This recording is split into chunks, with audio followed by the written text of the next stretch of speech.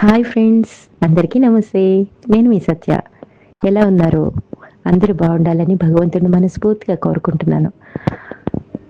ముందుగా మీ అందరికీ హనుమత్ జయంతి శుభాకాంక్షలు.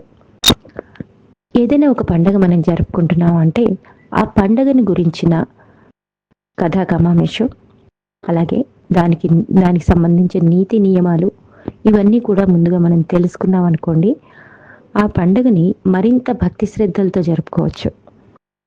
అలాగే ఇదే అవకాశంగా నేను హనుమత్ జయంతి గురించి ఒక చిన్న కథని మీ ముందుకు తీసుకొచ్చాను. ఇక కథలోకి వెళ్ళిపోదామా? ఆ రోజు హనుమత్ జయంతి సాయంత్రం సమయం. ఇంటి ముందున్న తులసి కోట దగ్గర చిన్న దీపం వెలుగుతోంది. ఇంట్లో నానమ్మ రామనామం జపిస్తోంది. టీవీ శబ్దం తగ్గించి పిల్లలు కూడా నానమ్మ చుట్టూ చేరారు. అప్పుడే చిన్న సత్య అడిగింది, నానమ్మ, హనుమంతుడు ఎందుకంత గొప్పవాడని అందరూ చెప్తారు అని. నానమ్మ చిన్నగా నవ్వి ఇలా చెప్పింది, సత్య, హనుమంతుడు కేవలం బలవంతుడు కాదు, భక్తి, వినయం, సహనం, ఆత్మ నిగ్రహం అన్నీ కలిసిన మహానుభావుడు అని చెప్పి ఒక శ్లోకం చదివింది. అంజనానందనం వీరం జానకి శోకనాశనం కపీసమక్షహంతారం వందే లంకా భయంకరం. ఇది హనుమంతుడికి వీరత్వం గురించి అంది. సీతమ్మ దుఃఖాన్ని తొలగించినవాడు, లంకను వణికించినవాడు హనుమ అని మరొక శ్లోకం చెప్పింది. ఎత్ర ఎత్ర రఘునాథ కీర్తనం తత్ర తత్ర కృతమశ్చకాంజలిం బాష్పవారి పరిపూర్ణలోచనం మారుతిం నమత రాక్షసాంతకం. ఇది మాత్రం ఆయన భక్తి గురించి అని చెప్పింది. ఎక్కడ రాముని పేరు వినిపించినా అక్కడ తల వంచి చేతులు జోడించి కళలో ఆనంద బాష్పాలతో నిలబడే భక్తుడు హనుమంతుడు. సత్య ఆశ్చర్యంగా అడిగింది, అంటే లంకను కాల్చినంత ధైర్యం ఉన్నవాడు రాముడి పేరు వినగానే అంత వినయంగా మారిపోతాడా అని.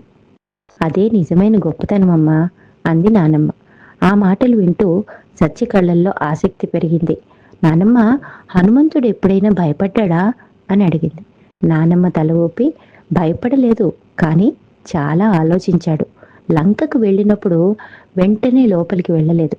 కొత్త ప్రదేశం, శత్రువుల రాజ్యం ఎలా ఉందో ముందుగా గమనించాడు. చీకటి పడే వరకు ఓపిగ్గా ఎదురు చూశాడు. అంటే తొందరపడలేదా అడిగింది సత్య. అవును సత్య, సహనం ఎంత ముఖ్యమో హనుమ మనకు నేర్పించాడు. కొద్దిసేపు ఆగి మళ్ళీ చెప్పింది, అశోకవనంలో సీతమ్మని చూసినప్పుడు కూడా వెంటనే మాట్లాడలేదు.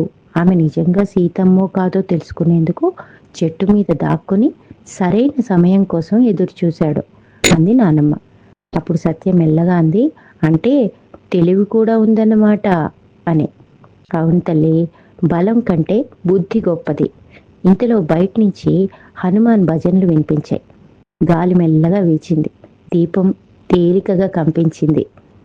నానమ్మ మళ్ళీ కథ కొనసాగించడం మొదలుపెట్టింది.